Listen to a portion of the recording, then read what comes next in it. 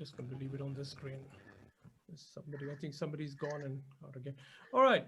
So greetings, everyone, and welcome to another online learning event titled Women Leading with a Purpose. So I'm your host, Jagdeep Bhatia, welcoming you on behalf of Mediation Steadfast, live from a studio in Perth, Western Australia, for a very mentally stimulating group discussion today. I'm really hoping it is going to be one today. So if there is one universal truth we need to acknowledge, it is that a woman is among the strongest beings in the world in her role as a daughter, sister, lover, wife, mother, teacher, worker, manager, and the list is actually endless. I think, so, Payal, you might have to just mute yourself. Okay, all right, there you go. So, you know, I'm the only man here, unfortunately, but I will try to get out when the session starts. Once I've done my introduction, I'm going to get out of the video and it's going to be all on the mail here. We need a mediator.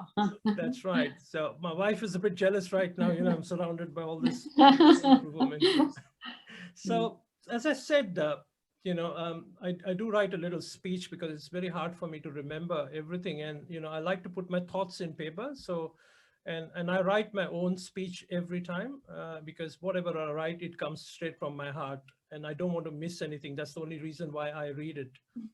So as I was mentioning earlier, you know, if there is one universal truth that I believe is that we need to acknowledge that a woman is among the strongest being in the world in different roles that I have just explained. So, and she continues to adapt to time and still maintains her core values. And that is why I've got so much respect for women. And I think some of my best bosses have been women, I must say that. And she continues to maintain her core values that the nature has so beautifully bestowed upon her in the game of creation, which is to care and to nurture at so many different levels. So what has changed over time? Now, in the dark ages, from being burnt alive in the square, you know, from being designated as a witch to becoming a glorified corporate slave, is there a hidden agenda to portray a woman as being incomplete unless she uses a certain brand of cosmetics, clothing, and is part of certain profession? Her confidence only comes up if she drives certain brand of cars, you know, and all sort of nonsense that you see up there. So in our discussion today, we are not going to hold back. We are going to meet the raging bull of this topic head on. That is what we're going to do. There is it's probably, you know, we're just going to let everybody off to say whatever they want to say today. Now, we have amongst us a very selected panelists participating from different continents joining us live in this program. They come from a very diverse age, professional, and cultural background. And as I said earlier, they're very brave to be here to talk to us in this extempo group discussion, you know, and on a very sensitive topic also, which is women leading with a purpose. Leading with a purpose or purposeful leadership. Now, these are two very different topics, yet can be considered as the two sides of the same coins of management. To master purposeful leadership, a leader must demonstrate qualities such as commitment, persuasiveness, time management, self-confidence, dispute resolution skills, effective communication, and many other attributes as a leader. Leading with a purpose, on the other hand, is concerned more with the self and the individual. Focus on one's own core values, but broadly, like purposeful leadership, is also an external influence in the leadership style. So what are the true attributes of a woman who is leading her life with a purpose? In my opinion, the classical poem Invictus by the Victorian era British poet William Ernest Henley, written in 1875, perfectly describes the spirit of a woman. Now, I'm a poet myself and I'm an author, and that's why in all my speeches and program, I will always come back to poems because I absolutely adore poems. And this is one poem, according to me, perfectly describes a woman. That's my opinion. And I'll quote the last two verses of this poem. Beyond this place of wrath and tears looms but the horror of the shade, and yet the menace of the years finds and shall find me unafraid. In matters how straight the great, how charged with punishment the scroll, I am the master of my fate, I am the captain of my soul. This to me is a perfect description of a woman, and that's why I bring this poem to this forum today. Ladies and gentlemen, let me introduce to you our panel of guest speakers today. I am privileged to have with me the mayor of Wanneroo, Ms. Tracey Robert. Now, she has been in my earlier program, and I'm so privileged to have her in this program, which is on leadership. And I could not have thought of a better person than Mayor Tracey Robert for this topic of women leading with a purpose. Mayor Tracey Robert is a very passionate and a committed mayor whose core values are to support safe and connected communities. Her dynamic management of bushfires in 2020 won her the respect and admiration across party lines. I compare her dedication and work to what Mayor Rudy Giuliani signified at the time of 9/11. So to me, Mayor Tracey Robert is very similar. Her work and dedication is, that's my personal, and I'm so happy to have you next to me here. Mayor Tracey Robert has been intensely involved in strategic leadership of City of Wanneroo, where she consistently advocates community safety and better infrastructure to service the city's growing population. Her attitude of genuine care towards the community and dynamic frontline approach in leadership and great communication skills have recently won her the nomination of a seat in an upcoming federal election in Australia. So congratulations, Mayor, for being nominated and for this admirable achievement. We will come and get a few comments from Mayor Tracey Robert after I have introduced my other special guests. My next special guest, a guest of honor, is Suruchi Agarwal. Ms. Suruchi Agarwal is a senior advocate, and having practiced for about 31 years, Ms. Agarwal has been a senior standing counsel for Income Tax Department in Delhi High Court for about 8 years and practices in the field of arbitration and commercial matters. She's an arbitrator on the panel of Delhi International Arbitration Center, and this beside her keen interest and work done for investor protection, having represented Securities and Exchange Board of India, which is a very prestigious position. She is a mediator with Nivaran Supreme Court mediators, having also trained with ADR ODR. I would describe Ms. Suruchi Agarwal like my older sister, and she's not afraid to speak her mind when we have discussions on the phone. And it's someone I have got very high regard, and I feel she's someone who holds the values very strong. So I'm honored to have Suruchi Agarwal as my guest of honor today. My last special guest I have today is Dr. Deborah Dupre. Now, and I'm very guilty of calling her on the program when it is like 14 hours behind time. My apologies, but I tell you, we are so privileged to have you here. Now, Dr. Deborah Dupre is the founder and president at Relationship at Work located in California. She delivers private, confidential, and customized coaching to professionals in dispute resolution. A professional podcaster and a host of the program Decoding the Conflict Mindset, a renowned keynote speaker who has always inspired listeners to embrace a powerful, mindful, and compassionate life. And I'm truly honored to have her in my program today. Among us, I also have very selected panel, and every one of you who've been invited to come. I mean, when I looked at your profile and your posts and how you communicate, I felt you guys, you ladies were the true leaders, and that's why, I extended my invitation, and I'm very privileged for you to come and join this session. So in no particular order, what I'm going to do is I'm going to go one by one and get everyone to introduce yourself. And once the introduction is complete, we will straight away get into our program of discussion. I'm going to be a little biased here. I'm going to get Lisa Younger to come because she's from Perth, because we are from Perth. So there's a little bias here. So Lisa, please go ahead and introduce yourself. Thank you. My name is Lisa Younger. I'm based in Perth in Western Australia. I'm a business consultant specializing in all things people management.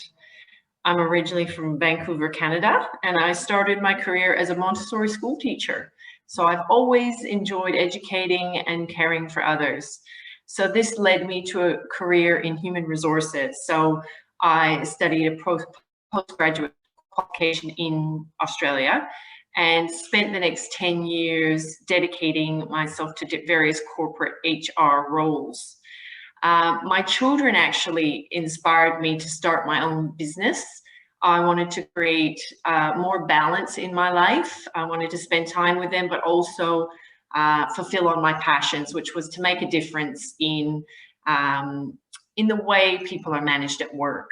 So they are my greatest teachers, and they really give me so much inspiration that I pass on to leaders. So I believe that it doesn't matter if you're 5 or you're 55, we all want to be treated with respect and kindness. And that's what I try and impart in the work that I do. And that's it. Thank you. You're on mute, Jagdeep. Sorry. I said, that's not it. That's a lot, actually. I think being a mother and being an entrepreneur and being a leader is a lot of responsibility and a lot of courage and leadership skills. So thank you, Lisa, for joining us. We are truly privileged to have you here. Thank you. My pleasure. I'm going to go to my next panelist, and I will get my another fellow Australian, Gina, to introduce herself. Sorry, being biased here. Hello, my name is Gina Ballarin, or you can call me Gina Ballerina. Yes, I did originally train as a dancer, and when I married a man with the surname of Ballarin, it was my pleasure and honor to change. I'm an author, a speaker, and I run a marketing consultancy called Verbalistics. And it's this core of passionate communication that runs through my life. So if you're interested in checking out the Secret Army, leadership, marketing, and the power of people, that's kind of like my personal manifesto. And I wrote it because the first time I wrote a book, it was a fiction novel, and I just wrote it for the sake of having written it. The second time I wrote a book for the sake of having published it. I find, like I suspect a lot of women on this panel, that I've striven through the years to achieve more and more accreditations. I'm a fellow of the Chartered Institute of Marketing. I sit on the board of the Chartered Institute of Marketing. I sit on the board of Project As Placed. And we get to a point where when is enough enough?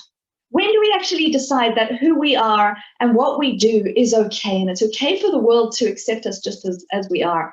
And I've been privileged to have lived in now 4 countries full-time. Well, I was supposed to be heading on my 4th to New Zealand, but I find that no matter where I live in the world, this culture of community and culture of compassion is there just beneath the surface. And often we stand in our own way to prevent ourselves from reaching out to those people who can help us and who can connect with us and who can use those communication tools to be able to share that broader relationship. And it's a privilege and an honor to speak to every single one of you women today and anyone listening in at home. Thank you for sharing this with me and inviting me into your world. And thank you so much, Jagdeep, for inviting all of us together. I can't wait for the conversation. Thank you, Gina. And I think those are the true attributes of a leader. So you see why we have chosen you, Lisa, and all the other people here. It's not a coincidence. And trust me, when I was deciding on the panel, I had such an overwhelming response. It was very difficult for me to pick and choose because the program only goes for an hour and a half, and I'm very time bound how we're going to run it. So I had to really say no to a lot of people. So I am truly privileged to have you here. I'm going to go to our next panelist in no particular order. I'm going to go to Sakshi. So Sakshi, if you want to introduce yourself. Hello, everyone. It is my immense pleasure and privilege to join all of you on this panel for discussing about women leading with a purpose. I'm an author, writer, public speaker, and a law student who aspires to be a legal journalist in the future and talk about women at large and create a force where women lead the world, at least an organization that women are leading from the front. For me, writing and oratory are my passion, and to follow my ardent passion, I've been talking and writing about from the age of 13, and for the past 4 years or more, I've been working as a freelance writer for various different organizations across the globe. Through my writing, I innately talk about women and women at large, and I majorly focus on empowering women and talk about the stigma that women have to face. And I'm a strong advocate of women and their rights, so I majorly preach about that. To be here with all of you on and talk about how different women are leading their lives in different walks of life is a great privilege, and I'm so glad to be here. I thank all of you to allow me to be a part of your lives and learn from you. I look forward to interacting with all of you and have an enriching discussion. Thank you. Thank you so much, Aditi. That was a great introduction. And at your age, if that's your attitude, I think you are going to go really far. So thank you for coming and joining us. My next panelist that I'm going to ask to introduce, who's got a very beautiful house in the background, which I'm really envying the setup, is Colin. So Colin, if you want to introduce yourself. Hi, everyone. Thank you for that, Jagdeep. My name is Colleen O'Neill. I am just about an hour outside of New York City. So it's very early here, as we said. I founded a business called Mediation and Beyond. I am a former educator, and so I have a passion, Lisa, for education as well. And I'm a former therapist. So I've taken those skills and utilized them in my mediation practice. I work with a lot of divorcing families. I work legislatively to try to get laws changed in family court as well. And I work with businesses and communities, trying to get policies changed as well. And helping really people not only mediate situations, but learn the techniques and tools for themselves, which I think is really important. It's one thing to do a mediation and navigate conflict, but it's another thing to help people have the tools themselves. And so that's kind of what I'm doing over here in the States. And I'm very honored to be here. It's always just warms my heart to be among really beautiful, intelligent women who are interested in really deep diving into some really good conversation. So thank you for having me.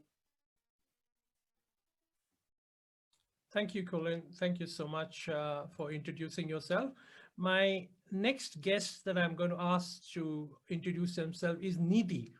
Now, I'll tell you what, Nidhi was my first choice to be on this panel when we had the concept of deciding on this program, because I have been, you sometimes watch somebody's posts on LinkedIn quite a bit, and Nidhi to me has always come across as a very vibrant person. So Nidhi, please introduce yourself, and we would like to hear about your experience. Please go ahead. Hello everyone, good morning, good afternoon and good evening from my side. This is Nidhi Modi here. Actually basically from India, but I'm living in London. I'm an international arbitrator, mediator, director and counsel. I'm also qualified foreign advocate. And I also work as a regional, national and global organization. And I'm so honored to be a part of this panel. Thank you so much for having all of you here. Thanks a lot. Thank you. Oh, that was very short, Nidhi. I was expecting more from you. I think I might get more out of this conversation from you. Never mind. Yeah, sure. All right, pleasure to have you, Nidhi. My next panelist that I would like is Francine, if I am pronouncing it right. She is from Paris. So, and she's really surprised me with her very fluent English. You have to unmute yourself, Francine. No, I can't hear you. You got to unmute yourself. Oh, you hear me? Yes, I can hear you now. Go ahead. Okay, because it was the audio we was not open. So I am Francine Suma. I am living in Paris, and I am very glad to meet you, to share with you, and to think all these women at the same time and at different hours in the world. We are here together, and that's wonderful. So I am introduce myself. I am a lawyer of the Bar of Paris since more than 20 years, and I made mediation, family mediation by circumstances, because it was a very hard affair with the parents, international, you know, and from Paris, Liban, and the United States. And finally, after years and years, there has been a mediation, and that's opened my eyes, and I said yes, and I feel that mediation was very very interesting to repair the conflict. And so I went to Canada, to Montreal to learn, and also in French, because the studies in French are very long, because we are mixed lawyers, social workers, and so we have 2 years, and like a doctorate, you have a memory to do, and it's a law. You have law. You have also social practice, but it's very interesting. And now we are lucky, because as there is a crisis in justice, in French justice, there are too many trials, too many cases, and so the judge they are over. It's too much for them. So now you have an obligation to go first in mediation. Whatever it is, familiar or not family matters, commercial, you must begin by your mediation. So it's good for us, and it's good for the judge, because we can bring another vision, opportunity to solve the case without going to the justice. And so that is my job, actually. And I feel very useful, because in family mediation, in family conflicts, there is passion, and I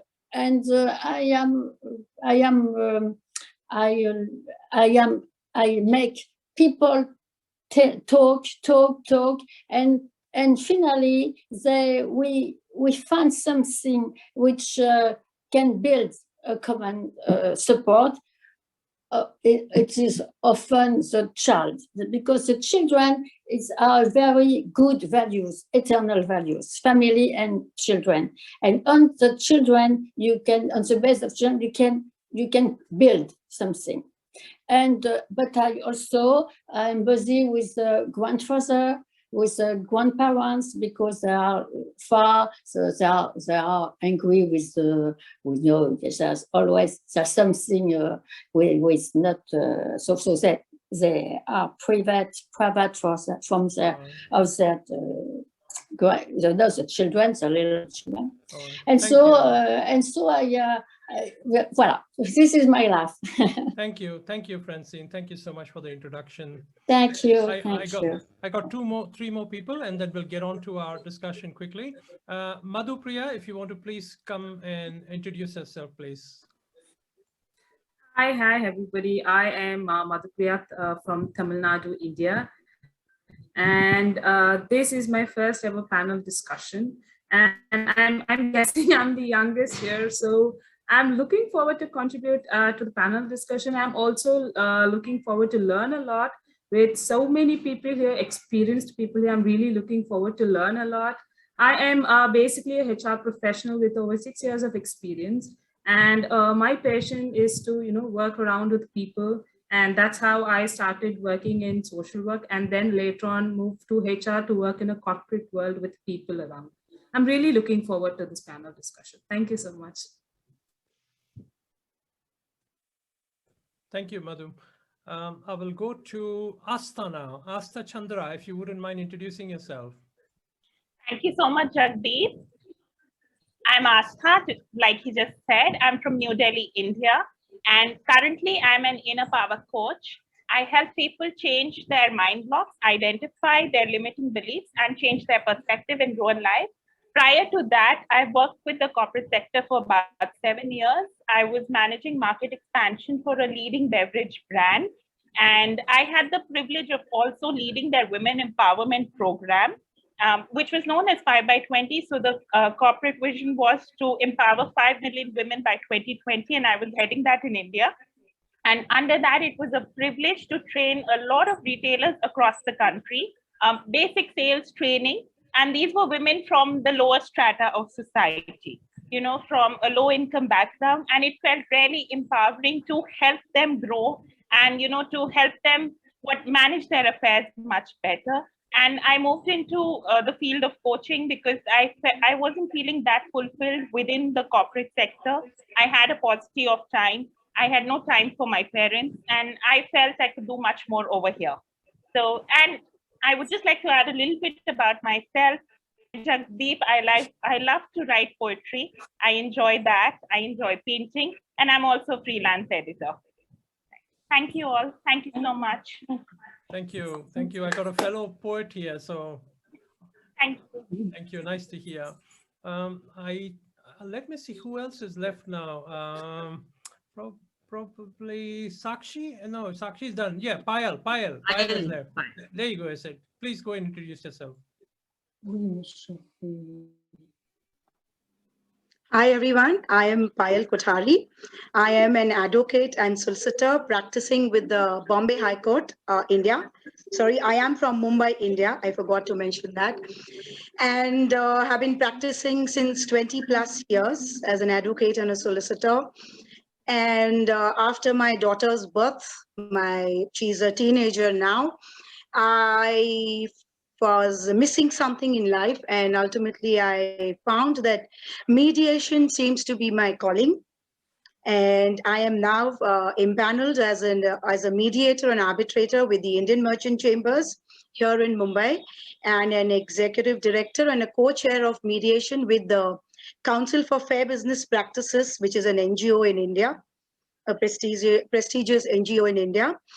And mediation seems to be my calling because it serves a two-pronged purpose for me. One is it is all about self-development, which for me is a lifelong commitment, which will go on not only for this life, but in eternity, this self-development.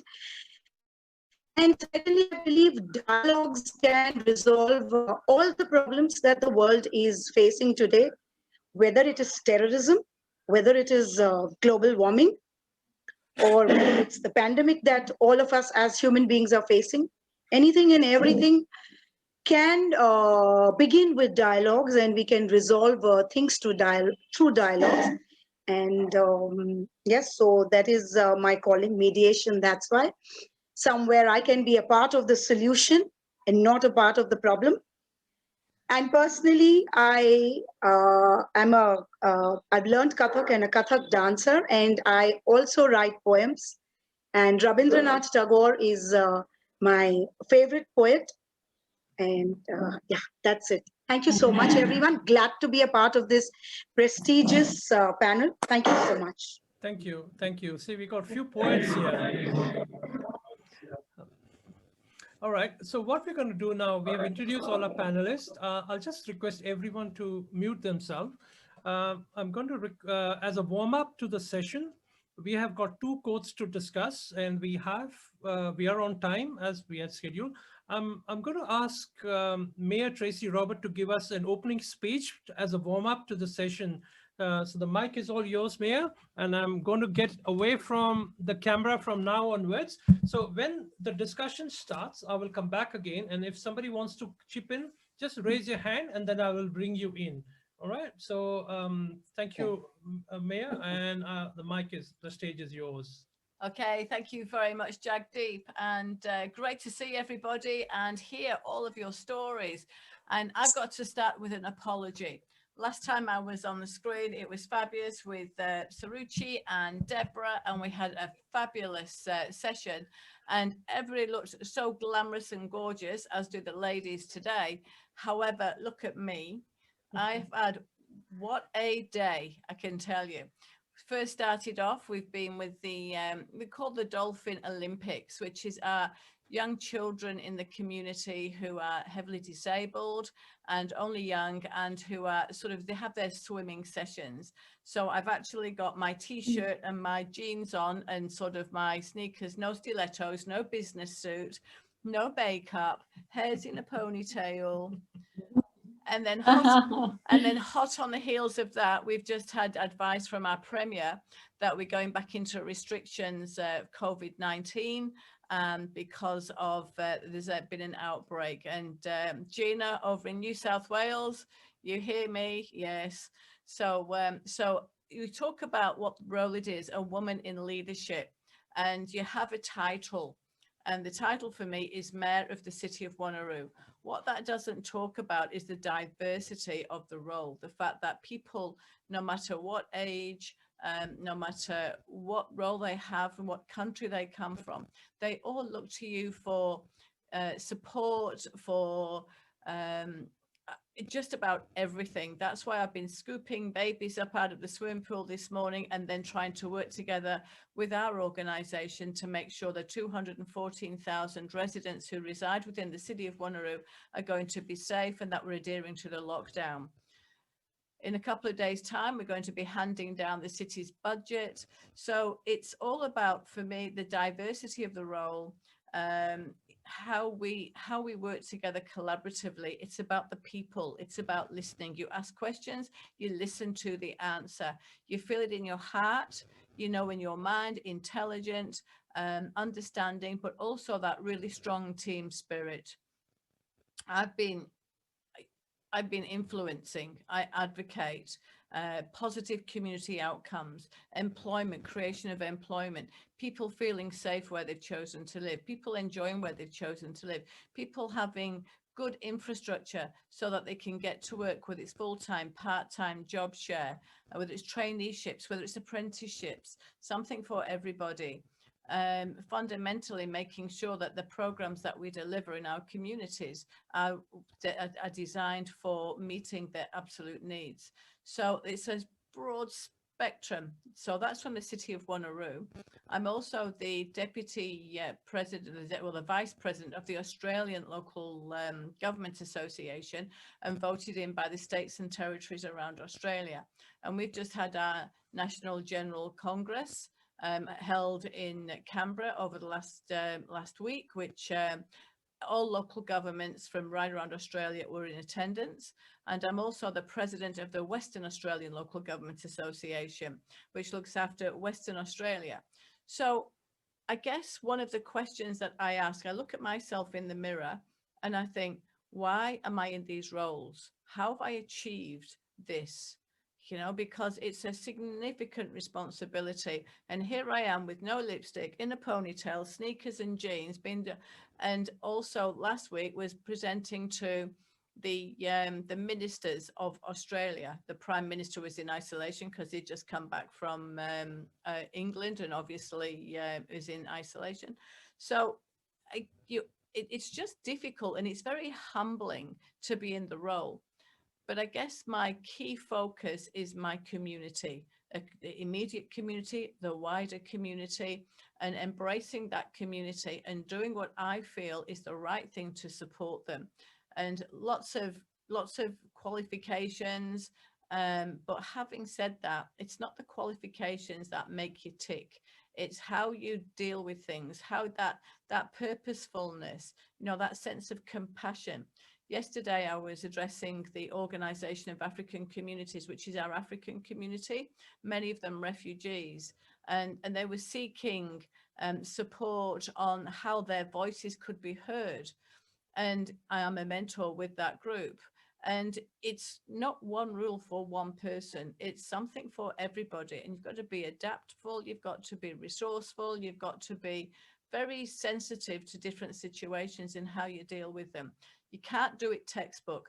And one situation, how you deal with it in one environment could be successful and it could be totally wrong in the other. So I guess it's, you just feel it instinctively as a woman, and you just know what the right thing is to try and do to support, engage. You can't say, well, here we are, this is paragraph 3 of the book and this is what it says you should do, because you just can't do that. And one of the key aspects for me is really empowering the women in my community to become future leaders. And we all know as leaders around the table that there are leaders who engage, embrace and support one another. And there are also leaders, unfortunately, that when they get to the top, they kick the ladder away and they don't help anybody up. So for me, it's about breaking through all of that, supporting and bringing through our future generations. I mean, Madhu was just talking about being on LinkedIn, you know, and saying thank you to her mum, you know, for the opportunity that she had. And that's what we do as a woman. You know, we just nurture and we support and we encourage.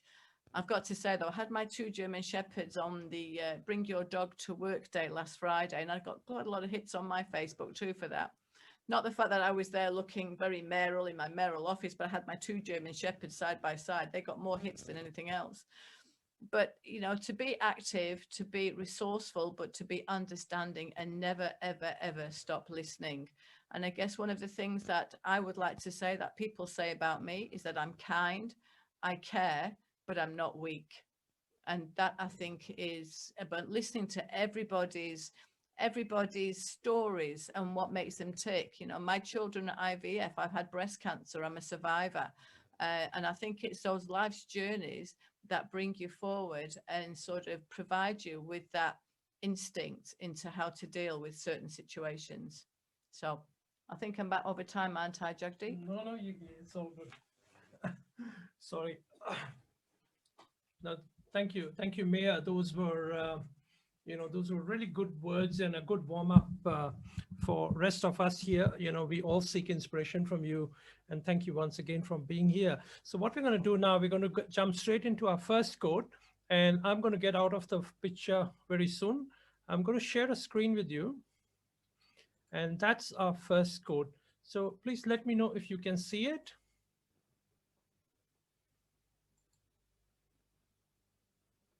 Are you able to see the quote? 1 second, I can't. Yes, we can, Jagdeep. You can? All right, great. Yes. So that is our first quote of the day. And I will get one person to start, and then the discussion can just go on. And I will simply, once you got it, I will remove the share, and then I'll be able to manage the panel correctly from here. I'm just going to choose someone randomly to first start with the comment. I'm going to start with Nidhi. So Nidhi, I'll get you to do the first comment, and then the rest of you can just flow into it. So write it down, because I'm going to stop sharing the screen very soon. You'll be able to see it. So, yeah. So this quote is from Sheryl Sandberg. Now, you know, she is a very, you know, very successful woman, and she's written a book. And, you know, if you Google search her, yeah, and to me, this quote is very close to my heart, and that's the reason why I had chosen that, because with your leadership, one needs to leave an impact even when you're not there, and that's a true legacy of a leader. So Nidhi, all the best, and let the fun begin. Yeah, okay. So thank you so much for giving me this opportunity to speak. So leadership is about making others, actually, what I feel, what is the leadership? Leadership is not just about to influence or the group of people encouraged by you, but the group of people or the persons who are following you, they also follows and encouraged by your work. What are you doing in the market? This is what I feel personally, because as a women, we are gradually making the efforts in many ways, or in many terms. For an example, as an entrepreneurship, in administration, in education, and in health sector, in a law sector. Where I'm speaking about myself, I'm a first generation lawyer, and it's really quite hard to compete in the law market. Not just at the regional level, but also at international level. So I know that what is the hard work and what's the what's the hard work behind to achieve your goals. So leader is the person who influence and encourage the people to reach out their goals. That's what the leader is doing nowadays in this modern era. There are many types of leadership, as we know that as a women, we can have many impacts in different situations. If I talk about the political leadership, so we can bring a very good example of Kamala Harris. She is the one of the best political example which influences us to jump into the political career. And when we are talking about in special India, Mrs. Pratibha Patil, I'm not sure whether you heard about her. She is also one of the best leaders in the political sector. I wanted to share my story. When I was studying the law and when I was just in the 4th year of my bachelor's, I decided to grow my career as an international level. But I also had a very hurdles in my way. I moved to UK for my master's to do dispute resolutions, where frankly speaking, the first in the 6 months, I really don't understand that what they are delivering to me, because that accents were really difficult to understand for me at that time. And I was like, what I'm doing, why I'm here? I'm here to be something different from others. Yes, I can do that. So I just have that in my mind and I just catch up that. And after the completion of my LLM, I scored first in the international commercial arbitration. That's also makes a very good impact on my other colleagues and friends. And now today I achieved so many things by having so much hard work. And it also lasted the impact on my friends. And nowadays they are asking me, Nidhi, how did you do this? Because you are just 26 years old and you are having and holding so many memberships from the very different jurisdictions. Because I'm just left with the New Zealand. Apart from that, I'm everywhere. And I'm really thankful for my parents because my dad is my true inspiration.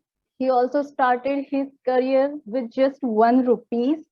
And now he is a very well-known business personality in India. And he is a true leader. And I'm so grateful that he is always being there with me. So this is my story where it also makes an impact on the law students. I also try to encourage, I also try to conversation. I had many conversations with them. So ma'am, how did you do this? Can you please just guide us? I also provide the internship for them so that they can also understand very well better, because there are so many people who comes from the very economically background, because they also have the problems like same as me, because I am also first generation lawyer. I know that how hard it is for us to compete into the legal market, because when I started, there was no one who supports me there. There was always like, oh, you are a woman, you cannot do that. You cannot go in front of judges and can do and go with going your present your arguments. So I was like, what? This is really like, I am a woman. Why I cannot go and present my arguments before the judge? What's wrong with me? So this kind of mentality is still going in India, such an orthodox type of thinking. But no, we are here to change the world. We are here to change this kind of mindset. And I'm really wanted to to inspire the youth who really wanted to join the law departments or law sectors. I also help so many persons throughout this, and I will do till my last breath as much as I can do for them. That's what I have in my mind. Thank you. Thank you so much, everyone. Thank you, Nidhi. I think I saw Asta's hand go up. Asta, go ahead. Hi, Nidhi. Thank you so much for your wonderful input. So I was listening to your perspective of, how you have worked in the market and how the work that you do also inspires others. And I wholeheartedly agree that our work really, if you're the first person doing something in that industry or you're the first one, it's very challenging and you open up the path for others. But I have had a situation where I have experienced that. I was the first one in my organization to be a lady area sales manager. And I had years and years of patriarchy and people who were resistant. And I was able to do very well there. But it took a lot out of me. I was constantly trying to prove that I am, a great leader. I can do this, I can do that. And, a little while ago, Gina, I can see her nodding her head. She was saying that she kept on accumulating degrees and degrees and degrees. And when does it become enough? So for me, my life experience has been that we don't have to prove anything to anybody. We are enough just the way as we are. And the day we realize that, it takes a lot of pressure off our shoulders. And so, we are really able to step into the leader that we naturally are. Learn from our life experiences, like Mayor Tracey just a little while ago mentioned. Like she said, she's a cancer survivor. So now that kind of an experience teaches you so much more. And I'm not taking away anything from your hard work. I'm just saying that for me, it was very important to stop trying to prove myself. I was a workaholic for a large part of my life. And it's become much easier the minute I have, stopped trying to prove myself. That's one.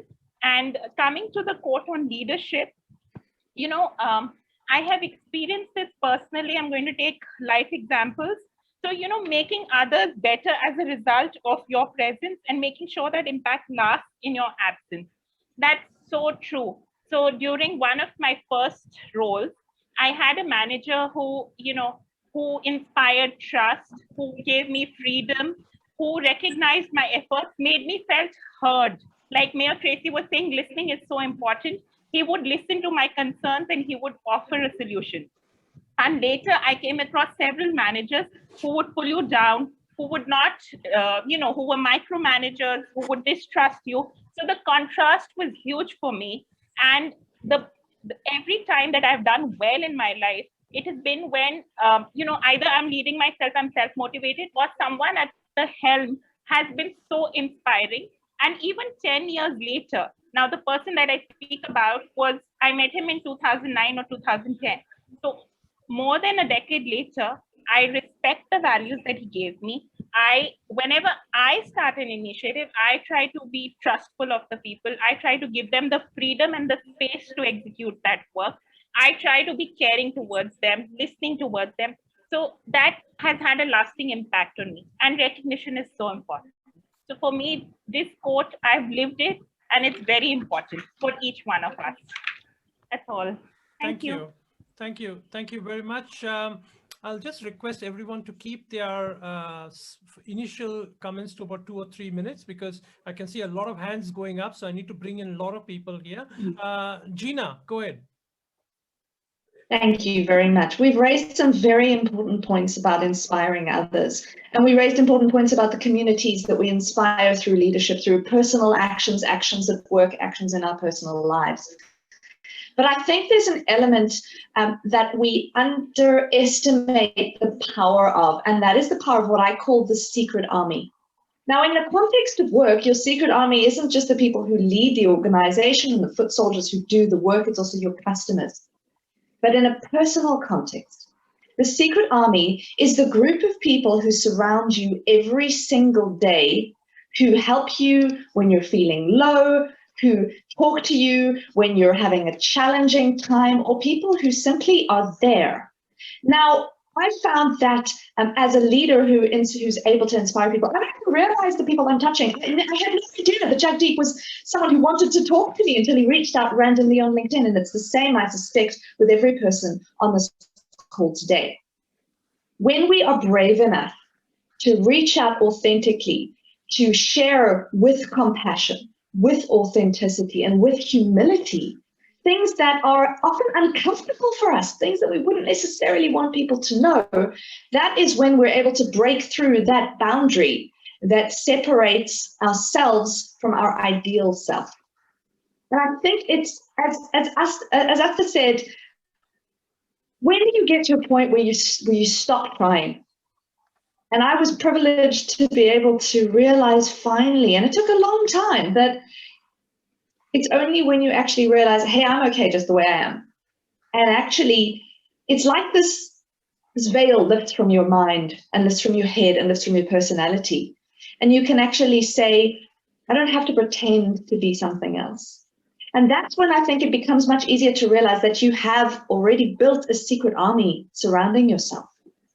And so I found that actually LinkedIn is a wonderful way to help people make themselves feel better as a result of what we do.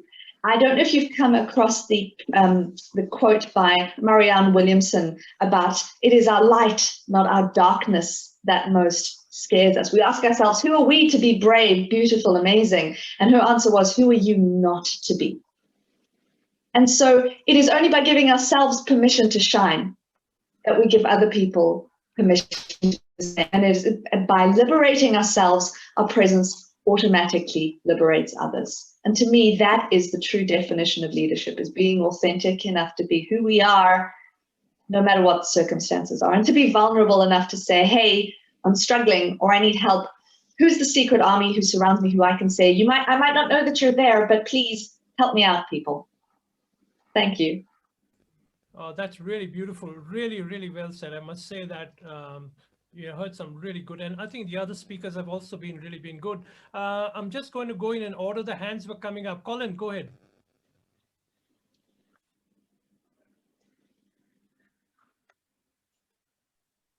Sorry about that. So thank you for these comments, are just so graceful and just vulnerable. I really appreciate it. I'm just going to be really brief. And in that quote where it says, make sure that impact lasts, I think for me, having been a trained therapist, it's really, before you can make sure that that impact lasts, you have to understand your own impact. So you have to really believe in yourself to know that you can have a very positive impact, as well as you could have a very negative impact. So it works both ways. But I think, as we can see that this brilliant panel here, that people are looking to have that positive impact. And I think what we don't see are the people who are kind of watching us, as Gina just addressed, like, just people really watch us, and they watch us in person, they watch us on social media, they watch us in our work. But it's really understanding your own impact and understanding that that impact is what creates the lasting impact. So that's all I wanted to say. Thank you so much. Oh, that's really, really well said. I'm going to go to Francine. Francine, go ahead. Yes, thank you. I just want to observe that the definition of the leadership is from a brilliant CEO of Facebook. Or, to my point of view, Facebook is not a leadership to follow. When we know what Mark Zuckerberg did about COVID, about vaccination, and now and all these moral values, I don't think it's a good follower. But to my conception, leadership has changed. In the past, it was to be more brilliant, more successful. And now it's changed. Now leadership is empathy, it's generosity, it's compassion with others. And as Mrs. Mayor told us, is to see what can we do for the others, for each other, because each case, each human is different. And that's what can I do to approach something, to bring something, to make something, to live better, this man or this woman. To my point of view, Sister Teresa is the leadership. And still now, after his death, she's the leadership. For me now, leadership is compassion, is to make world better, and not to make a business, a Facebook. No, that is not my values. Well said. Really well said. Thanks, Francine. I'm going to go to Sakshi. Sakshi, go ahead. Those have been some wonderful insights that I've been hearing from the different speakers. Leadership is an attribute that you have from within. And to me, leadership comes just not from leaders who are leading from the front or the top, just like big names that we know. Leadership actually also comes from the women that we see around or the leaders that we have around us. From the minutest teacher that I saw in my primary school to to my mother, to my professor, everyone has been a prime example of leadership in my life. Leadership does not have to be in terms of how you're leading an organization, but also how you're managing your affairs, how you're managing your children, how you're managing your home, how you're managing your class. Being a student, I've seen so many women professors in my life. And to me, they're exemplary leaders, or they're exemplary leaders, because right from managing their homes to managing the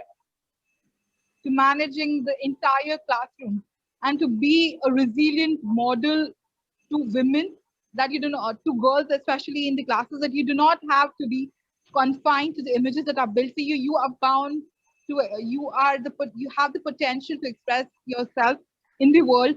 There are so many women that I look up to. And I think for me, all of you women sitting here, being the youngest on the panel, you all are wonderful inspirations of being a true leader. One of the points that I majorly agree upon, and having something that I've been having faced in my life, that I was not very comfortable in my skin. And I always used to have this idea that others should, I should be able to fit in the image that the world has set for me.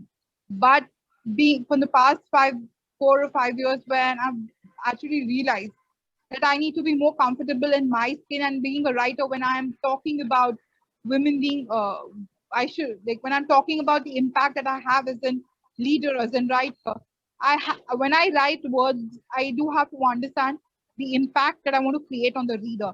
And I shall make sure that as a leader, as a writer, I'm spreading out that word of positivity and inspiring people to be themselves.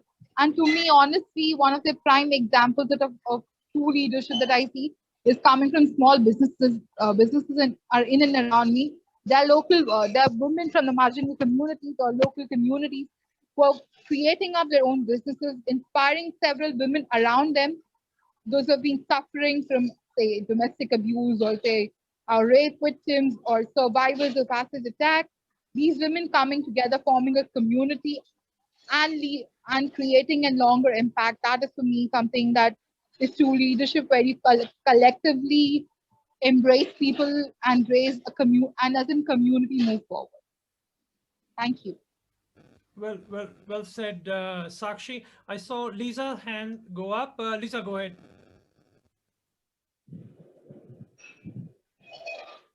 Thank you. I just want to, I agree with everything everyone has said. It's a real honor to be in this conversation with all of you. And, you know, I think for me, I'm really, really passionate about women just having a lot more confidence in the workplace. I think most of us have probably had moments either sitting at the boardroom table or wanting to sit at the boardroom table and not feeling adequate or good enough. And I really want to just be able to help change the mindset of women across the board, because I still think we have quite a long way to go. Sheryl Sandberg, if you haven't read her book, it is really an extraordinary example of it doesn't matter what your accomplishments are, how many degrees, how well educated you are, there is always this part of us that can be self-limiting. And to go back to Mayor Tracey's comment about leaders kicking a ladder, you know, unfortunately, sometimes because women have been forced to fit into this man's world, fight to get to the top, sometimes once they're there, they sort of lose sight of the importance of mentoring and guiding those younger and underneath them. And I really feel that this is an important goal for women, is to really empower one another and bring all of us forward, not hesitating to take that promotion because, oh, well, I'm a mother and I have to look after my children. You know, I think we need to pull in our husbands and spouses to support more, to enable us to fulfill on what we want to achieve in our work and what we do. And, you know, I think it's really about, again, empowering others. So creating outcomes for your business that are essential and really giving others the opportunity to fulfill on those in the way that works for them. So really listening to others and allowing them to create their roles in the way that works for them. So again, as everyone said, bringing empathy and care into the workplace, I think, is really what's going to give that lasting impression. So thank you. Thank you. Thank you. Those are very, very powerful words. Well said, Lisa. I have got one hand up there. Payal, go ahead. So lovely. I mean, wonderful listening to all the panelists here. And when I look at this quote, that leadership is about making others better as a result of your presence and making sure that impact lasts in your presence.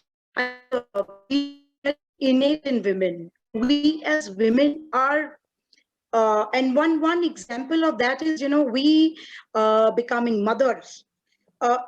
We as mothers are so strong, and that we not only want our children to thrive and excel in what they are doing in our presence, but we make it a point that even in our absence, they thrive and excel. So I think this leadership attributes, Harvard just did a recent review, and it spoke of 16 competencies for outstanding and effective leadership. The first in the queue is, of course, taking initiative, and the second, which really reflects in this quote also, is self-development and development of others.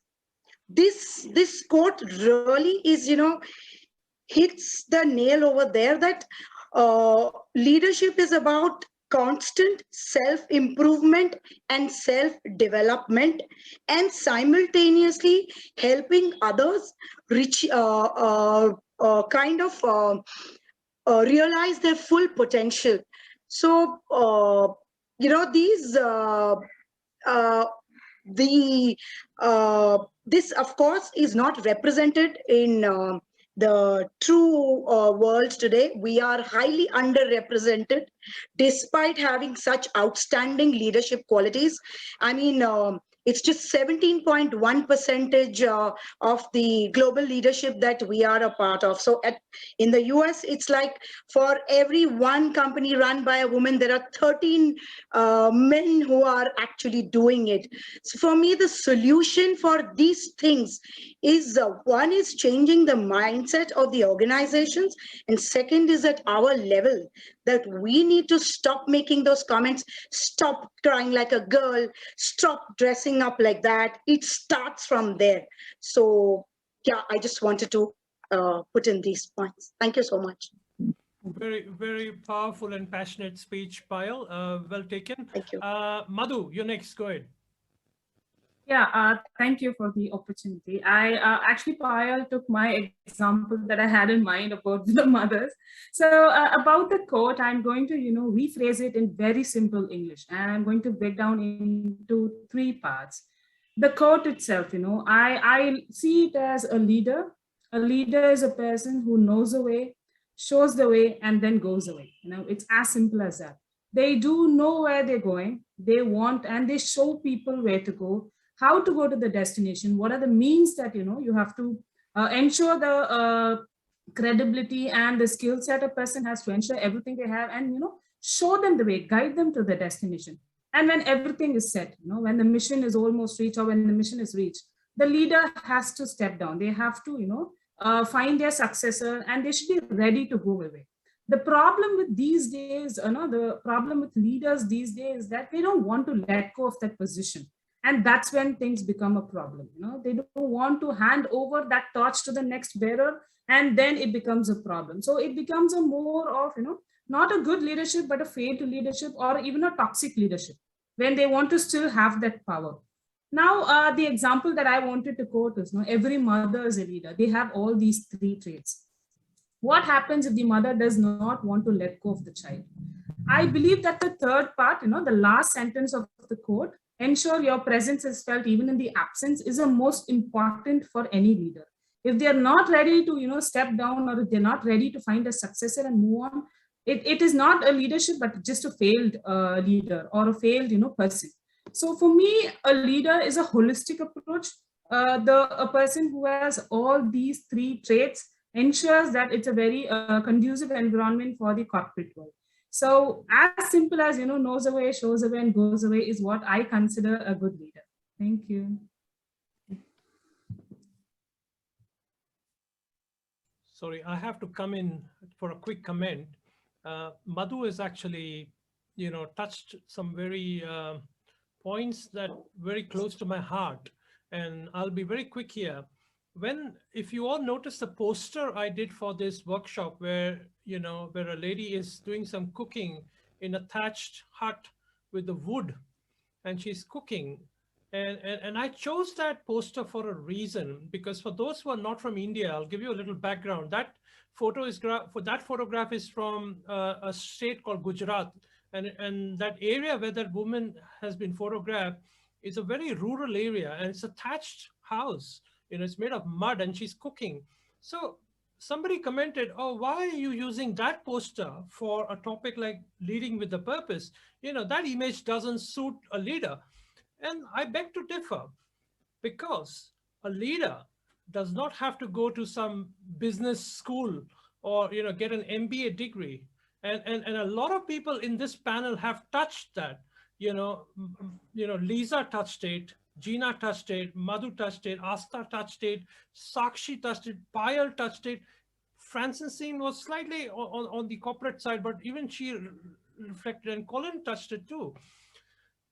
For me, a mother figure is a born leader, and she is the person who's leading with a purpose, which was the topic, a woman leading with a purpose. And for that woman to cook in that hut, to provide for a family, and she probably has to walk 5 kilometers to get water for herself from where that photograph has been taken. For her life to live with a purpose is to ensure that the children get supported, the husband gets fed, and to do that day after day after day, and her job never finishes, is a sign of a leader. And we have touched on that. And that is the reason why I chose that poster as leading with the purpose. Now, what I'm going to do now, I'm going to get Suruchi Agarwal to comment on what has been said so far.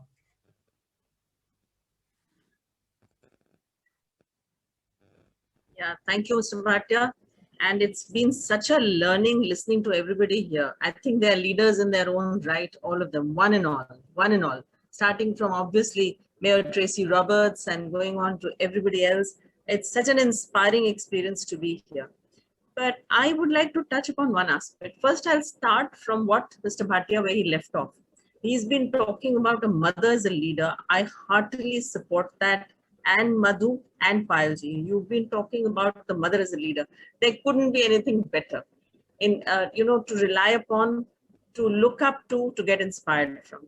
In fact, I was, looking through certain blogs, and those blogs are, they are a series called Fluent Voices. And it runs through, it allows the executives through all levels to voice their stories and passion, So it's a regular blog. And one of them that I read, there were 6 representative women there.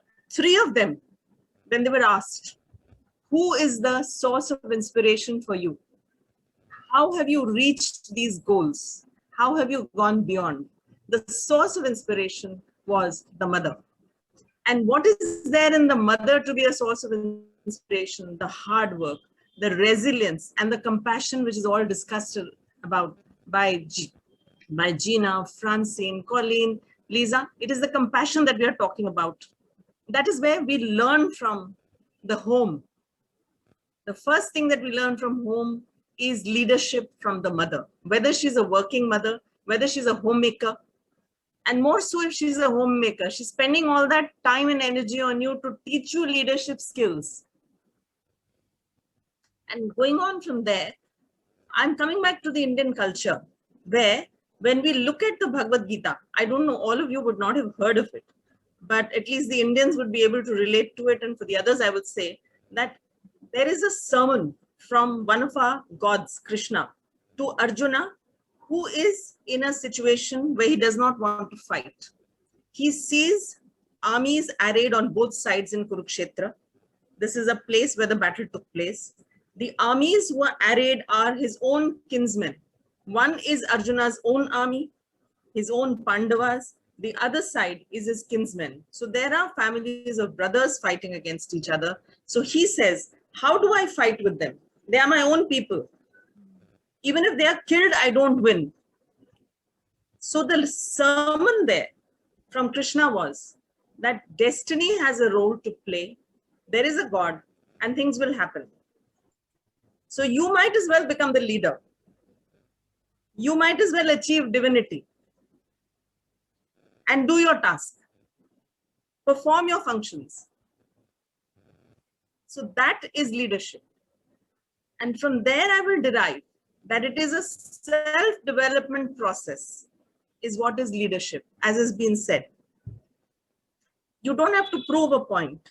You don't really have to prove a point. Here I think we have people working in corporates who are oppressed by the fact that there are others who are leaders.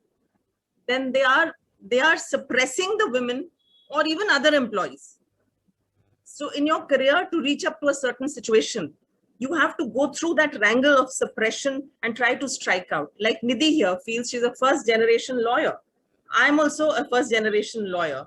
And I can tell you that it has been a challenge. It has been a real challenge. And so goes for Payal. She's raised her hand. It's been a real struggle and a challenge.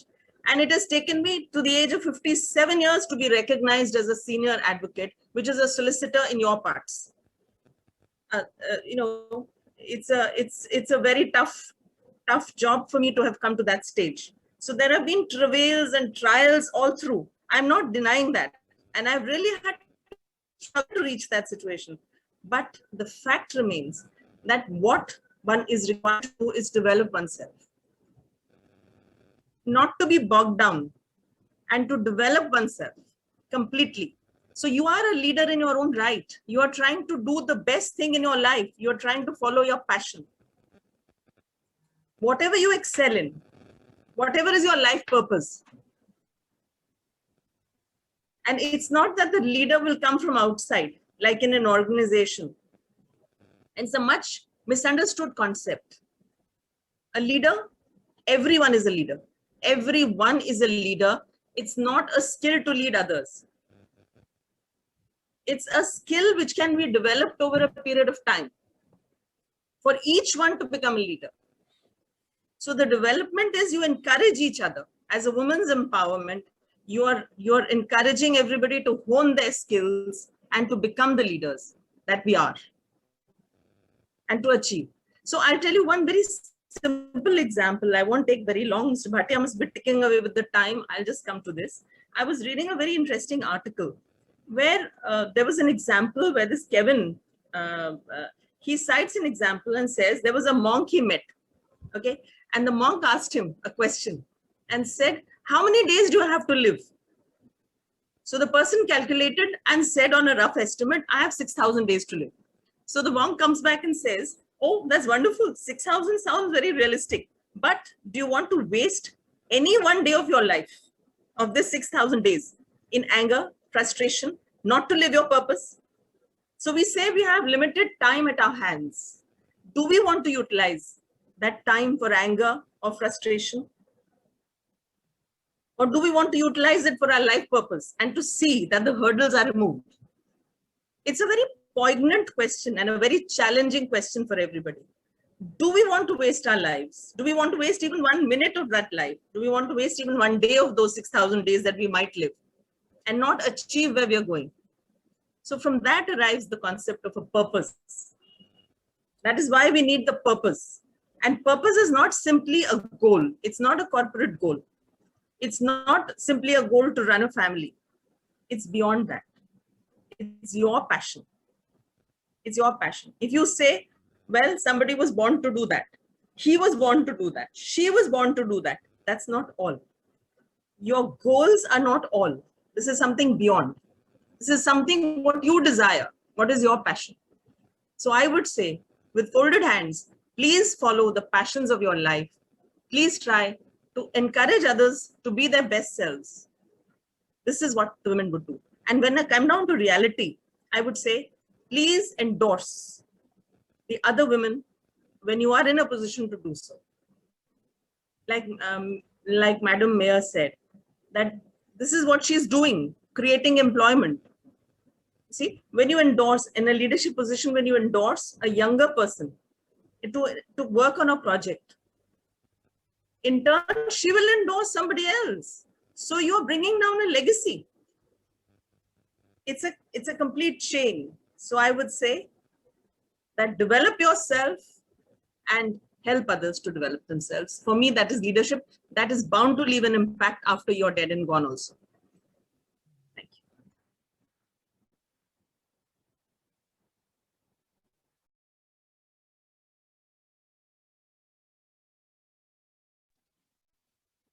Since we temporarily have a gap, I haven't been invited to speak, but no one was saying anything else. So I'm going to jump in very briefly, if I may, to keep the conversation going.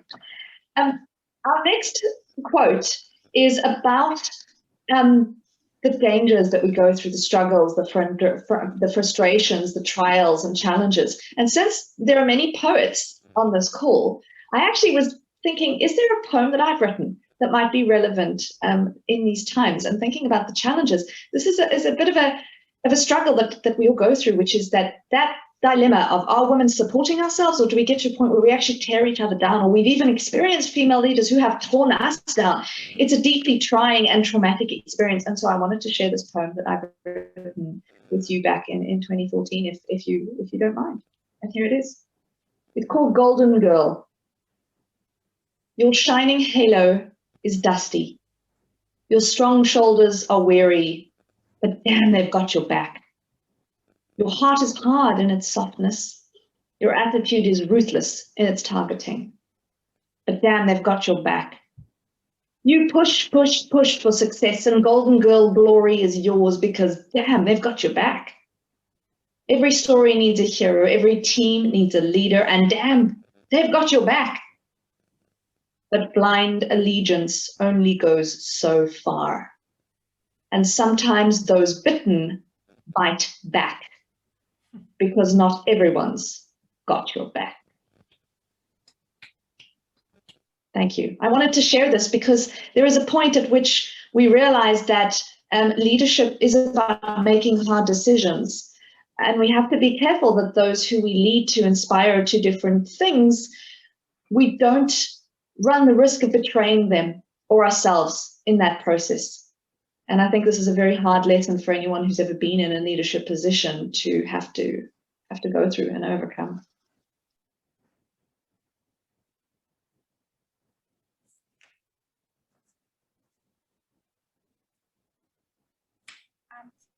Since no one else is speaking, Gina, that was such a powerful, yeah, Jagdeep, please go on. Yeah, go ahead. Go ahead, Mayor. And it was a very compelling thought, and I love that poem. And going back to what Suruchi was saying before, and I love the wisdom and the calmness. Can't hear Mayor Tracey. Can anybody? Yes, Okay. we can hear. We can hear. Okay, can you hear me now? Yes, we can hear you. I was just saying that Gina's poem was very compelling, and we could all relate to that. You know, and you get the goosebumps. And also, Suruchi, listening to your wisdom and the calmness and how beautifully you deliver that. That's just, you're just sort of listening to every word. And going back to what Gina was saying, one of the things that does disturb me is that you have leaders, and then you have leaders that then become dictators. And it's a very fine line, but you can sense and feel the subtleness. And I think that's when you talked about the secret army, not only the secret army checking, are you okay? You know, pick you up, dust you down when things have gone awry and not as planned, and they sort of inspire you to continue. But you also need that secret army to say, whoa, you're losing sight of your values. Something's going wrong. You need to reassess. You need to take a deep breath and think about it, because you've seen so many times around the world where leaders become dictators, and we know those countries, and that's very disturbing. And that's when we have to hold true to our values and have our secret army talking to us, just to remind us, just in case we do get carried away on a mission or on a whatever it might be, you know, on a policy. We've got to be very, very mindful of that. But I love that poem. Thank you, Maya. What we're going to do now is we're going to quickly go to our next quote because we're running a bit short of time. And I love these conversations, and I think they can easily go for 3 hours, but Maya has to go. So I'm going to quickly start with our next quote. I'm going to share the screen with you. And what I would request everyone to probably just speak about 2 minutes maximum. And then, because we are coming to the end of the program. So that's the next quote. I'm hoping you can all see it. It's "Turn your wounds into wisdom." It's a quote by Oprah Winfrey. I don't think she needs introduction from myself, who she is. And I've got her life biography, and to me, she's a great inspiration. So I am going to get Lisa to comment on this first, and then I will go around asking everyone. So Lisa, stage is yours. Thank you.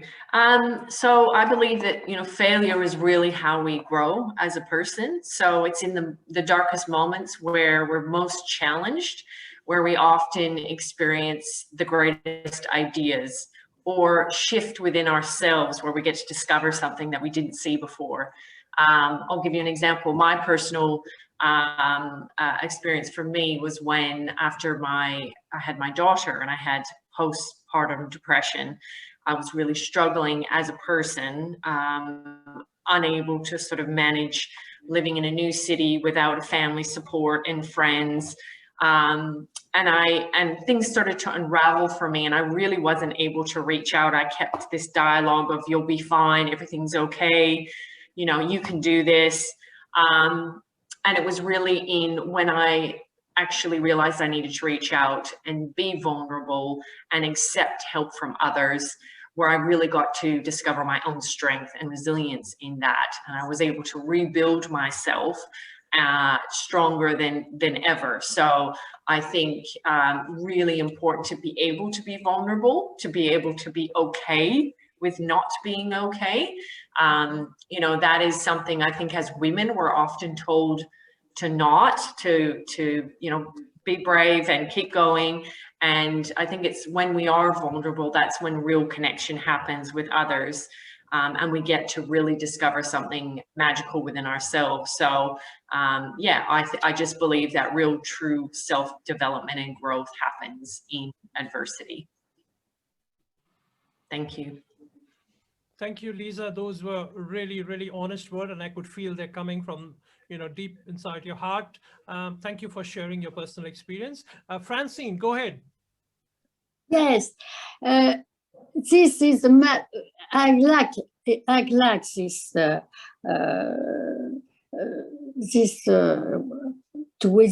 how to change dollar your experience into wisdom, and this is.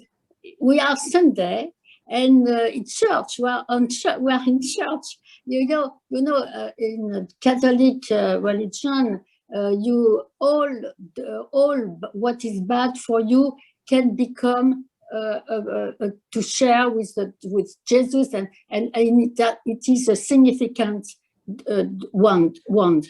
And wisdom is sanctity. And I agree fully in this thought of Winfrey, because yes, all what we have bad and can become good, and can be good not only for ours, for each other, for inside of us, but for the others. And this is very beautiful. And I liked what you chose to end our meeting, because it's full of hope. It's full of hope. It's not only for women, it's for everybody. And actually, we are living in a period very special. We have the COVID. We have all values are changing. What was good now is bad, and so. And we must very be careful in our what now to do to be good, because things have changed, and so I must make a choice and say, what this no, I must change, or I must conserve my values. And this is wisdom. When you can reach this high level of thought, you are like Holy Spirit. You have the same. It's a seven wisdom. It's a seven quality of Holy Spirit, and it is the summum. And yes, try to have wisdom, and with our bad daily feeling, daily events, we can change this in wisdom, and for you and for the best of the world. I thank you for this beautiful thought. Thank you, Francine. Thank you for really expressing yourself so well. Thank We're truly you. honored to have you here. I'm going to go to Colleen. Colleen, go ahead.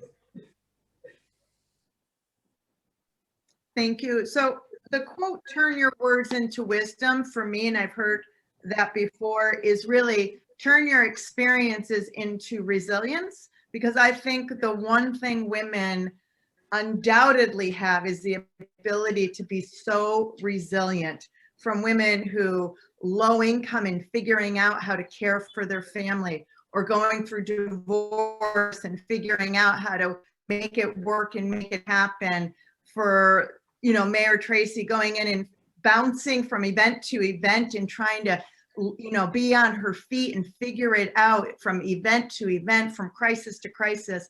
And I think that's the one thing that gives us our wisdom, is our experience. And then through our experiences, hopefully we can then teach others, especially younger people, how to take their experiences and for them in turn to be resilient. So our words are so important. They're so powerful. They're so impactful. And again, what I went back to in the beginning was know your impact, because your words are as powerful as our behaviors. And so it all matters. So thank you very much. This couldn't have been a more brilliant panel. Thank you so much for your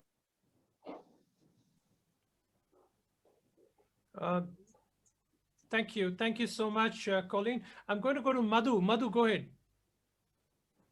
Thank you, Jagdeep. So in this quote, you know, the word that gets my attention is wound.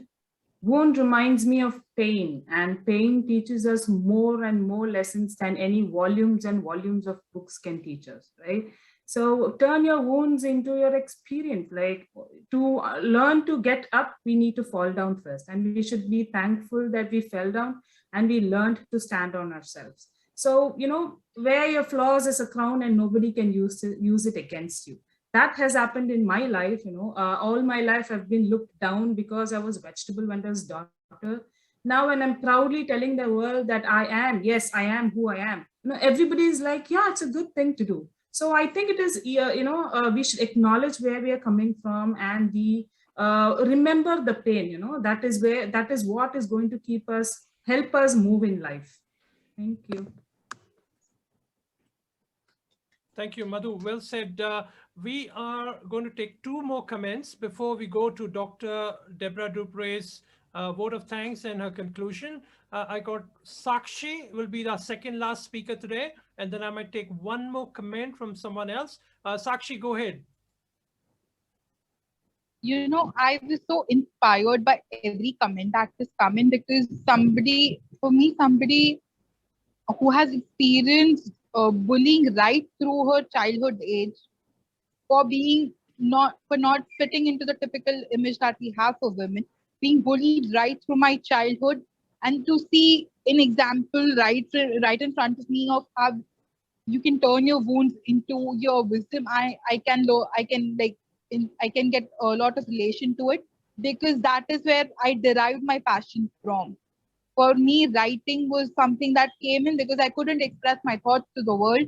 I wrote it down, and that is how I derived my passion, and I turned my wounds into wisdom. I have prime example in front of me, right with the mayor, right with the mayor ma'am, that how she fought her struggles with the breast cancer, and how she's developing a community of women.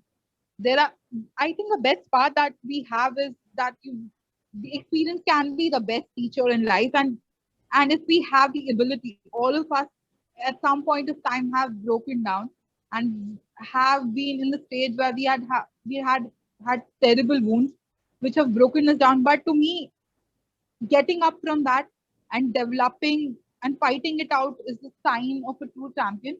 And I think all of us sitting here, or all the women who have risen up from that, are true champion women, and I celebrate all those young women.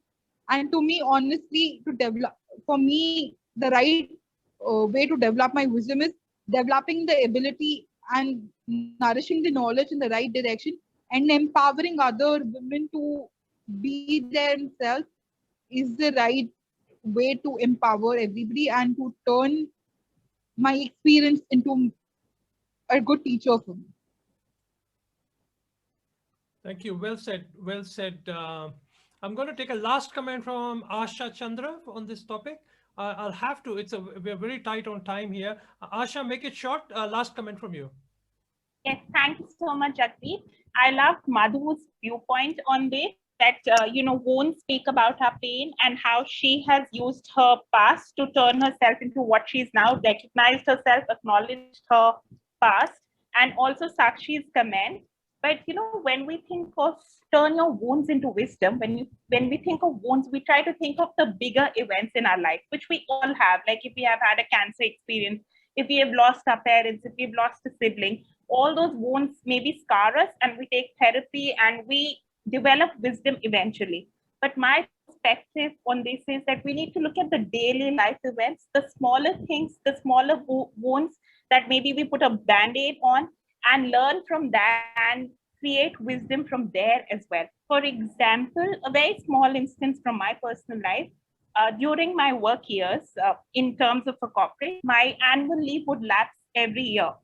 And I was judgmental of all people who were able to take their annual leave, thinking, I am more hardworking, I put in more effort, I do this, I do that. And eventually I realized, no, it's about me prioritizing if I want a vacation, planning for it in advance, and choosing how I wish to spend my time in whichever place I wish to spend on. So, little wisdom comes from our daily triggers in life. Like Ms. Suruchi a little while ago said, would we like to spend any minutes of our life being in anger, being in frustration? So whenever we have that anger, we can understand that trigger and turn it into wisdom. So I feel the little wounds also matter a lot, and we need to start listening to ourselves when we have little wounds. Why is it that we feel wounded, and what can we change, and how can we change our perspective and mind to grow from there? That's what I feel about this quote. Thank you so much. Thank you all, and it's been a real privilege being here. Can I just speak, Mr. Bhatia? Just if minutes. you can make it brief. It's to this panel. It's to this panel entirely. I'm just going to speak. Just read out my short poem to the women here. That to all of us here, it's to another beginning again. When we grow together with each other again. When we are childlike again. When we get lighter and lighter and ascend higher and higher. When we get closer to our true self again. When we are deconditioned and reconditioned again. When we learn, unlearn and relearn again. When we forgive ourselves and others yet another time again. When we rise back after a fall again. When we don't fear our doubts that rise again and again, instead clear them again and again. When we hope and despair and yet hope again. When we become both beginningless and endless again. Thank you so much, all of you. You all were amazing, and this is to all of us. Thank you. Thank you. Thank you. Can I share something? If you Yes, just in 10 seconds. Go ahead, Nidhi. Yeah, okay. So that's my thought on this, Gosh, that it's your road and you have to walk alone. Others maybe walk with you, but nobody can walk for you. So that's what I just wanted to say on that. Thank you. Well said. Well, really, really good comments in the end. I think I can see a pattern here. There is something about being a leader and being a poet. So before I go to Dr. Deborah Dupre's final keynote speech, I'm just going to get a very short comment from the mayor before we're coming to our conclusion. So just a short, Mayor, what do you think? Has this panel really delivered a message for leadership for others? This has been a really inspiring panel. Some really good dialogue, some really good narrative, heartfelt and straight down the barrel, without a doubt. One thing that came through for everybody around this panel, and something that's really important, is don't be false, always be real. And we are real. We have the experiences. We've just talked about whether they're a one-in-a-lifetime disaster or whether they are day-to-day. It's, I always say there's another quote, what doesn't kill you makes you stronger. And each day there's something that gives us, that tries to trip us. We've got to pick ourselves up, dust ourselves down, and also don't be afraid to say, I don't think I got that right. I think we'll review that and I'm sorry. And I think just listening, engaging, and I've just loved being a part of this panel. I really have. So everybody is true. Nobody's false. So thank you. Thank you for a really good session. Really appreciate it. Thank you. Thank you, Mayor, for your quick comments and, and your wisdom. I am going to go to Dr. Deborah Dupre now for her final vote of thanks and her comments on the session so far. Doctor, truly honored to have you here. The stage is yours. Go ahead. Thank you so much. It's been, I'm totally inspired by everyone who has spoken tonight and the words of eloquence and wisdom, compassion, care and concern for fellow human beings, but particularly women.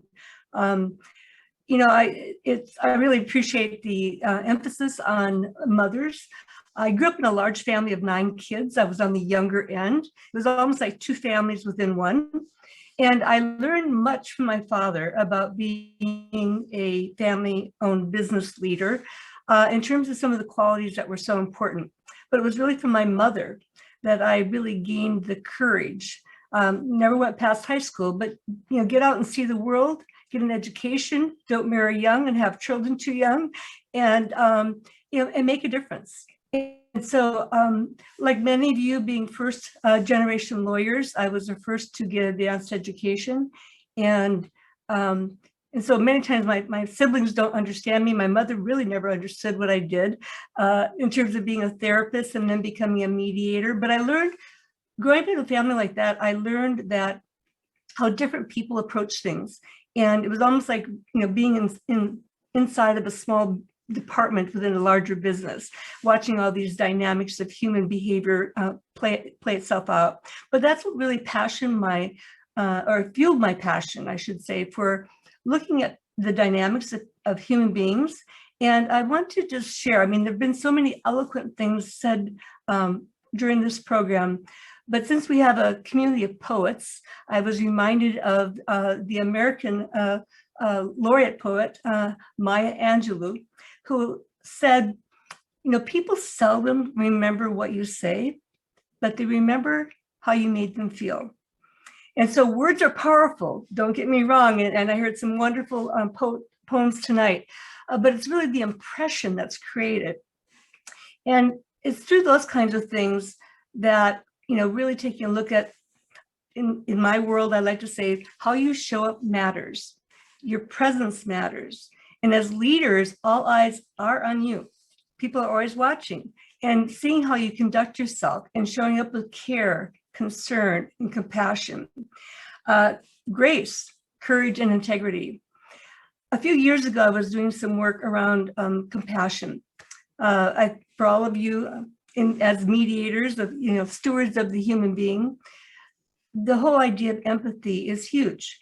And what we bring or what we pull out in terms of empathy in conflict is essential. But I was stricken by the words of the Dalai Lama, who said, empathy is critical, but we need a little bit more. We need an act to demonstrate that empathy, and now it becomes compassion. And I thought, well, compassion, well, what is compassion? And I loved what he had to say. Compassion is nothing but being warm-hearted. And so I will oftentimes say to people, it's like, well, do you wake up in the morning saying, I want to be warm-hearted? Or I think I'm going to be cold-hearted today. Well, that will even get the most difficult of human behavior, excuse me, Jagdeep, even on the male side of things, as far as, yeah, who wants to be known as cold-hearted? And so it shifts the mind. And I heard this said repeatedly about shifting the mindset. And it really is about that. Dr. Wayne Dyer, if we change the way we look at things, the things we look at change. And so to borrow from Dr. Phil, if you know Dr. Phil in the United States, I always like to ask, how's that working for you? And if it's not, that's an opportunity to do something different. And we all have a story. We all have trauma from our childhood, but we also have choice when we become young adults to say, how's that working for me? I can either continue to be a victim of what my experiences were, and we all had them, or I can make choices. And that's where the empowerment that I heard many of you speak about come from. I can make choices for how I want to live differently and how I want to impact. So I want to share with you 2 books. One is called Personality Isn't Permanent. And now as I say that, I'm blanking on the author's name, Dr. Benjamin something. But that title first threw me because it's like, well, wait a minute, personality is sort of formed by a certain age. However, he definitely demonstrates the power of how we make choices and that we can make a difference in our lives and the lives of others. And his story is incredible about how he and his wife ended up adopting children of less fortunate backgrounds and have made a difference in their lives. And he brings that to his work as a psychologist as well. Another one that I really encourage you all to read because it's so tied into what we're talking about is called Buddha's Brain. And it's less about Buddha, but how people like Buddha, Mother Teresa, Gandhi, all became the people that they were because of the choices they made in making a difference in their lives and in the lives of others. And what I love, and I love to bring the neuroscience of the brain to what we do, Buddha's Brain is actually written by a neuropsychologist and a neurobrain surgeon. And so they have a deep and intimate understanding of how the brain works and how these choices, can make a difference in how we think about ourselves, but then also how we influence others. And so I could go on, but I mean, I'm just filled with so many thoughts. And Jagdeep, again, thank you so much for the opportunity to be part of this group and to learn from so many learned women in the professions that they lead throughout the world.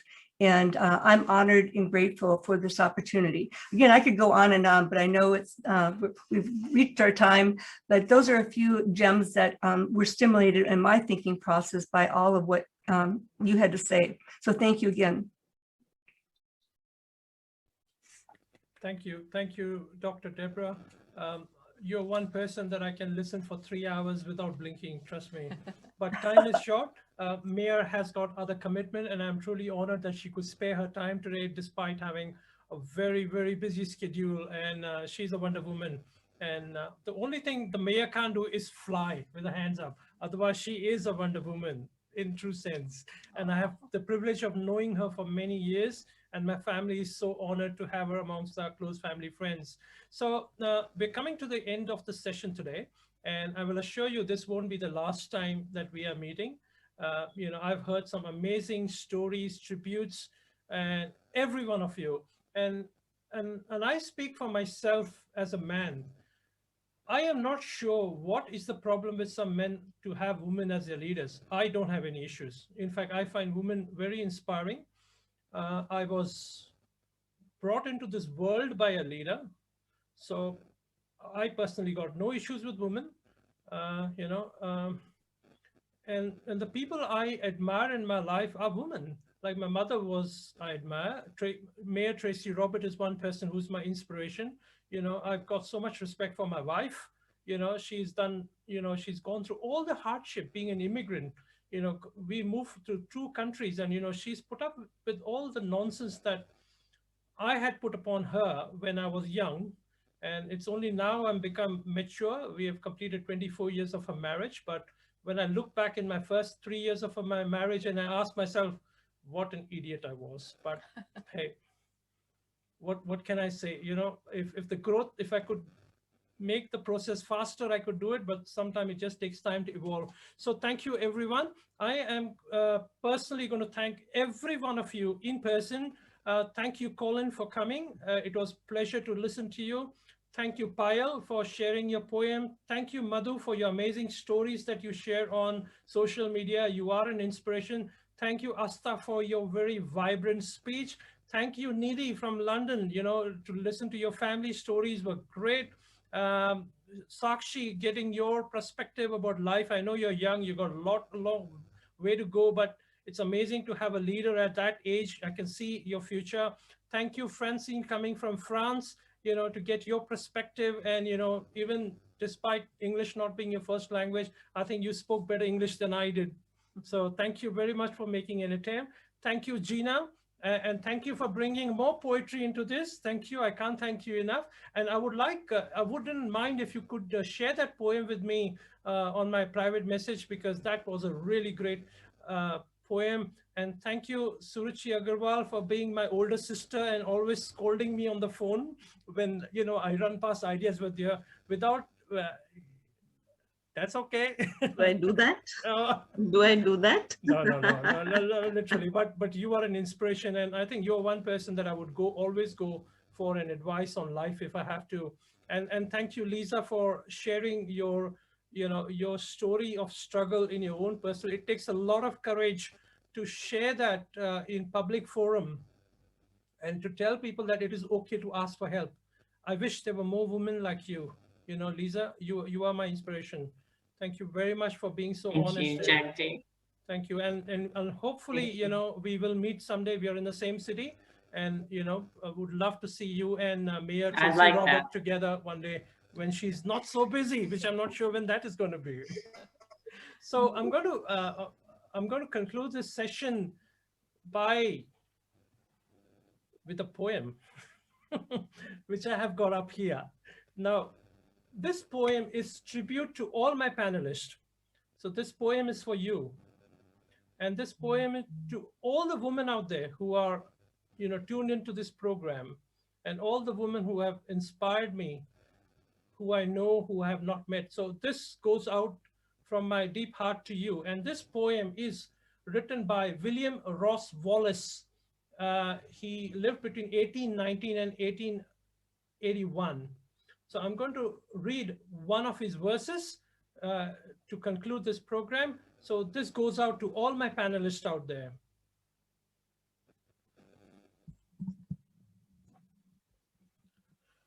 Blessings on the hand of a woman, angels guard its strength and grace.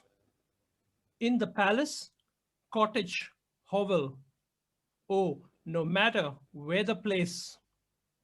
Would that never storm assailed it, rainbows ever gently curled, for the hand that rocks the cradle is the hand that rules the world. This is my tribute to all my panelists and all the women out there. Thank you everyone for watching and all those who have participated. Until next time, goodbye, au revoir, adios, shabba khair, good night. Hope to see you soon again. Thank you. Mr. Bhatia, you just said that people in Perth would like to meet Mayor Tracey Roberts. We would also like to meet her in better times. Huh? It's not fair, only Perth people wanting. Yes, yes. But I think once the COVID finishes, I would be honored if Mayor Tracey Robert would like to travel with me to India. Yes, definitely. Thank you, everyone. And what Really we're going to do welcome. is we will be doing a professional editing of this program. And once it's ready, it's up on YouTube. I will share the link with everyone. So thank you once again from the bottom of my heart. Thank you. See ya. Thank you so much. Thank you. Everyone. It's been a Thank pleasure. you, everyone. It's a Thank- pleasure Thanks, and a everyone. privilege. Thank you, everyone. Thank you, everyone. Keep safe. Mediation Steadfast, based in Perth, Western Australia. We provide mediation services for employment issues to prevent expensive litigation in matters related to employee and industrial relations. We are dedicated to becoming a leader in mediation by encouraging solution-focused conversation for setting up a respectful and positive work culture. For more information on our facilitative mediation, visit our website mediationsteadfast.com.au. Mediation Steadfast, creating win-win solutions with alternate dispute resolution.